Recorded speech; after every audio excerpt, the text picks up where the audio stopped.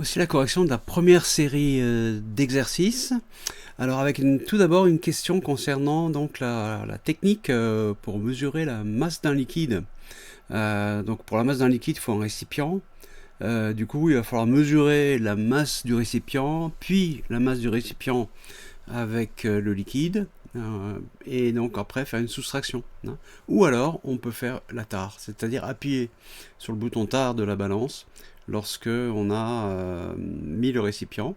Du coup, la balance se met à 0, et dans ce cas, on va avoir une soustraction automatique en fait, qui va être faite toute seule par la balance. Voilà. Alors après ça, pour mesurer le volume d'un solide, bon, alors là, on va utiliser un liquide en fait pour mesurer la masse d'un solide. Donc on va placer un liquide dans une éprouvette graduée.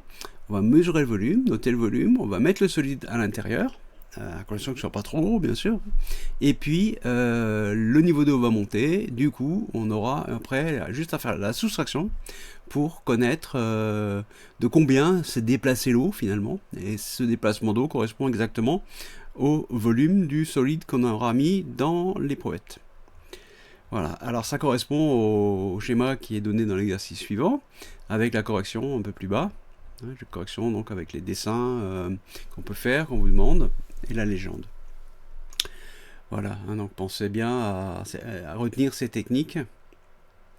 Alors si maintenant on passe à des calculs, eh bien lorsqu'on a une bouteille d'huile, comme ici, on vous dit tiens voilà, il y a donc un volume de 33 centilitres d'huile. Très bien. Et on sait aussi que la masse volumique de l'huile est de 0,920 kg par litre. À remarquer que ça fait 920 grammes hein, pour un litre. Donc c'est moins lourd que l'eau, hein, puisque un litre d'eau pèse 1000 grammes, 1 kg. Voilà. Alors on vous dit détermine la masse M. Quand on vous donne ça, c'est ce genre de question, détermine la masse M, que vous avez le volume, que vous avez la masse volumique, il faut tout de suite penser à la formule qu'il faut bien connaître. Masse égale masse volumique, ρ, hein, fois V. Et attention aux unités ensuite. Bon voilà, donc ensuite on fait la conversion des unités. Hein, voilà, il faut que les unités conviennent bien. Hein. Comme ici, vous voyez, on a la masse volumique en kilogrammes par litre, hein, ici. Là, on a des kilogrammes par litre ici.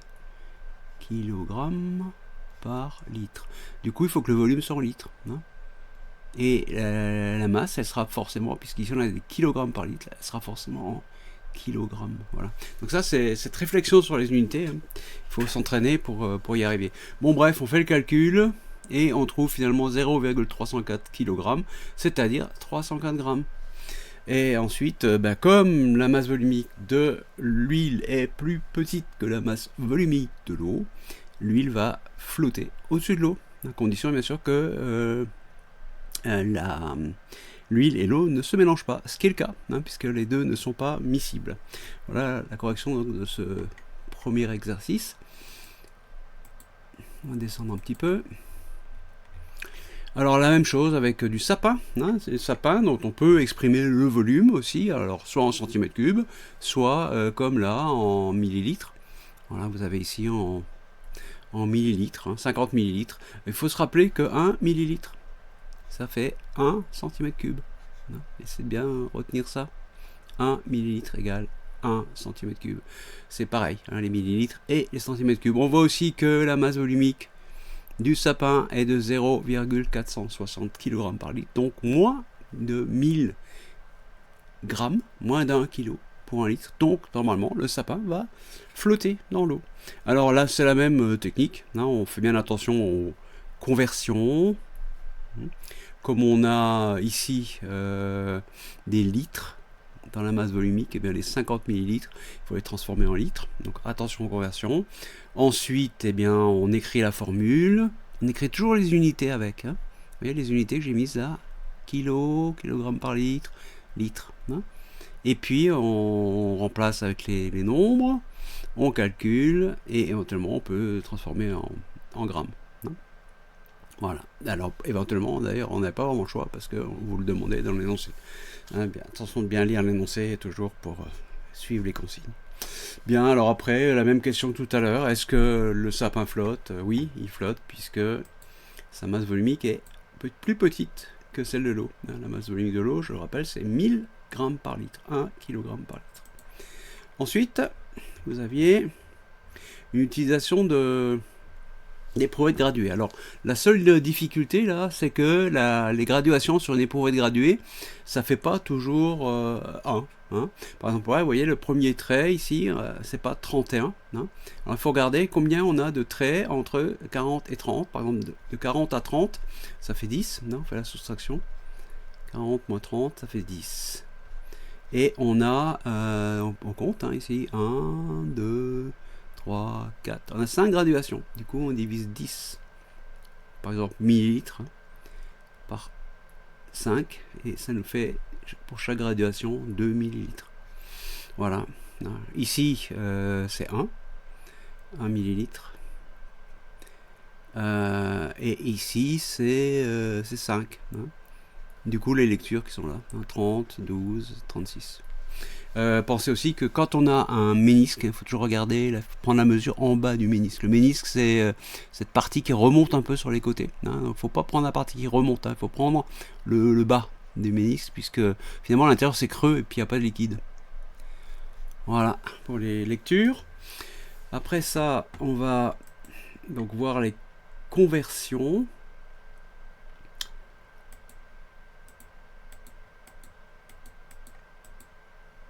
Les conversions un peu plus bas. Voilà. Bon, alors les conversions, voilà, le mieux hein, c'est de remplir le tableau et puis ensuite vous trouvez les conversions. Je vais pas vous faire, là, je vais pas remplir le tableau ici. Hein, vous avez fait ça. Ça fait longtemps que vous savez le faire normalement et bref, je pense qu'on peut se passer que je vous fasse tous les calculs devant vous. Hein. En troisième, normalement, on doit être à l'aise avec ça. Je préfère descendre un peu plus bas. Peut-être quand même par rapport à ce genre de conversion ici, dont on n'a pas forcément tellement l'habitude, c'est quand on a une grandeur qui est, on appelle un quotient. Vous voyez, on a 810. 810, mais c'est des kilogrammes par mètre cube. Donc il y a à la fois des kilogrammes et des mètres cubes. Alors comment est-ce qu'on se débrouille pour faire des conversions avec ça?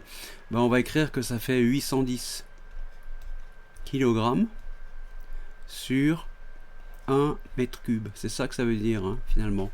Alors là, si on veut le convertir en grammes, hein, les 810 kilogrammes, on va multiplier par 1000, puisque 1 kg ça fait 1000 grammes. Donc 810 000 grammes, on l'écrit comme ça. Hein. Et si on voulait le changer ici, on faudrait faire de la même façon. Bon, ici on vous demande de le mettre en grammes par mètre cube, donc on laisse ici en grammes et là en mètre cube. Hein. Maintenant, par exemple, si on voulait l'avoir par décimètre cube, ici, je voulais, il n'y a pas de calcul à faire. Hein. 810 000 divisé par 1, ça fait 810 000. Maintenant, si on voulait l'avoir en grammes par décimètre cube, alors là, on ferait un calcul. On ferait 810 000 grammes, on les garde. Hein. Et puis, 1 mètre cube, ça fait 1000 décimètres cubes. Bon, voilà. Donc là, on a les grammes et les décimètres cubes qui apparaissent. Et vous voyez que là, on a 1000. Et là, on a 810 000. Du coup, on divise par 1000. On a 810 000 divisé par 1000. Ça nous fait 810 sur 1, c'est-à-dire 810 grammes par décimètre cube. Voilà comment on peut se débrouiller en écrivant les unités au numérateur et au dénominateur dans le calcul, disons, hein, pour faire la conversion. Dans la conversion. Voilà. Ça c'est un peu nouveau, c'est pas forcément facile ça. On va ensuite donc passer à l'explication, aux commentaires concernant les exercices. Ici on vous propose donc cette bague qui est constituée d'un anneau et d'une pierre précieuse. Alors il faut arriver à se débrouiller à partir des informations pour finalement au bout du compte arriver à la masse de l'anneau seul. On veut aussi la masse totale de la bague, et après on veut le pourcentage. Alors la masse de l'anneau seul, eh bien l'anneau, l'information qu'on a, c'est que son volume est de 0,24 cm3. Et là on veut la masse. Alors on sait que si on a la masse, si on veut la masse, eh bien on peut, si on a la masse volumique et le volume, on peut trouver. Hein. Alors la masse volumique, elle est ici. 16 500 grammes par litre. Donc ici, on a le volume en centimètres cubes et on a la masse volumique en grammes par litre. Hein. Du coup, il faut faire attention aux unités parce que si les unités ne vont pas bien ensemble, vous n'arriverez pas au résultat. Alors par exemple, on peut dire bah tiens, on va garder la masse volumique en grammes par litre, hein, donc 16 500, voilà, on peut faire comme ça, grammes par litre. Mais alors si on garde la masse en grammes par litre, eh bien les 0,24 cm3, il va falloir le volume, hein, on va mettre V devant, voilà. Il va falloir transformer ça en litres. Et alors les litres, c'est les décimètres cubes. C'est la même chose. Hein. Un litre, c'est un décimètre cube. Voilà. Donc il faut décaler la virgule de 3 rangs. Hein. Et bien sûr, en décimètre cube, ça fera moins. Donc de 3 rangs vers la gauche. Hein. Donc ça nous fera. Il faut rajouter 3 zéros finalement là. Voilà, pour décaler la virgule de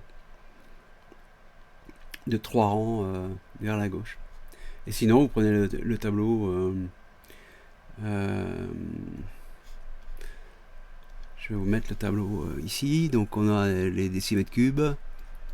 Voilà. Il faut penser, quand on fait le tableau, quand c'est des cubes, des volumes, il faut mettre 3 colonnes. Hein. Donc on va mettre 3 colonnes.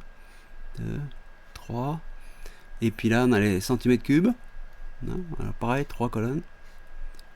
Ok. Et donc on a un volume de 0,24. Hein, comme ça. Du coup, pour avoir les décimètres cubes, on arrive ici. Et il faut déplacer la virgule, il faut la mettre là. Voilà, on a bien les 3 zéros dont on parlait tout à l'heure. Bon, donc on rajoute ce nombre ici, 0,00024 décimètres litres. Hein. Décimètres cubes ou litres, c'est la même chose. Donc là, les unités sont cohérentes. Hein. On a des litres, et là, on a des grammes. Donc le résultat, on va l'obtenir en grammes. Voilà, toujours on a une réflexion sur les unités. Voilà, donc après, ben, on va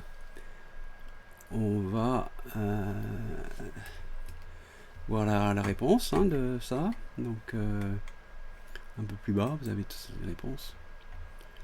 Voilà. Bon, donc on fait le calcul.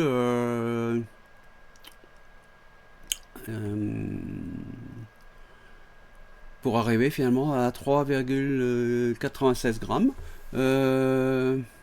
Alors ici, vous voyez que dans la correction qui est proposée, en fait, on a transformé la masse volumique qui était en grammes par litre en grammes par millilitre. Hein. Donc la conversion n'a pas été la même que celle que j'ai faite moi, puisque moi j'avais choisi de changer le volume. Mais le résultat est le même. On arrive sur 3,96 grammes de toute façon. Voilà, pour essayer les deux méthodes. Bon, après, ben, on ajoute, on trouve la masse de la bague complète en rajoutant simplement avec la masse qui est donnée avec la pierre précieuse. Et puis, il faut faire le calcul de pourcentage. Donc, il faut bien savoir, hein, ça aussi, le calcul de pourcentage. Comment on fait ça? On divise donc 3,96, c'est-à-dire ici la masse de l'anneau, puisqu'on veut savoir quel pourcentage de la bague correspond à l'anneau. Hein, l'anneau. Bon, on divise par la masse totale, donc masse de l'anneau. On peut écrire comme ça, masse de l'anneau. Voilà. Divisé par masse totale de la bague. Et pour que ce soit un pourcentage, il faut faire x 100. Donc on arrive à 95,2%. Bon voilà. Voilà pour cet exercice-là. Et puis après, ben, vous avez le même sort d'exercice avec une statuette en bois et en métal. Bon, je vous laisse, je vous détaille pas, hein, vous regarderez.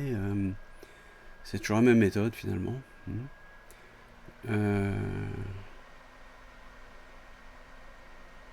Et on a ici ben, les masses volumiques hein, qui sont indiquées en grammes par litre. Hein. Donc, toujours attention aux unités. Grammes par litre, alors que là, les volumes, c'est des centimètres cubes. Hein. Donc il faut tout mettre en centimètres cubes ou tout mettre en litres hein, au niveau des volumes. Il faut faire le choix. Hein. Faire un choix, et ici, dans la correction, le choix qui a été fait, c'était de mettre tout en millilitres. Hein. On vous donnait la méthode ici. Vous dites, tiens, mettez tout ça en millilitres, parce que 1 millilitre, pourquoi est-ce qu'on le met en millilitres? Pourquoi on fait la conversion de la masse volumique en millilitres ici, grammes par millilitre, parce que 1 cm3, ça fait 1 millilitre. Hein, ça à retenir. Voilà. Et comme ici on a les volumes en centimètres cubes, c'est astucieux finalement de faire ce changement-là. Ok. On descend un petit peu. Alors tous les calculs sont là, pareil pour une bille d'acier, hein, donc c'est toujours la même sorte d'exercice, vous pouvez vous entraîner hein, en les refaisant, essayez de les faire vous-même tout seul, et après vous vérifiez comme vous avez les corrections. C'est ça la bonne méthode. Pour le lycée aussi, c'est la bonne méthode. Ok, donc voilà, fin de la première série d'exercices. Et puis on va passer à la seconde série dans un instant.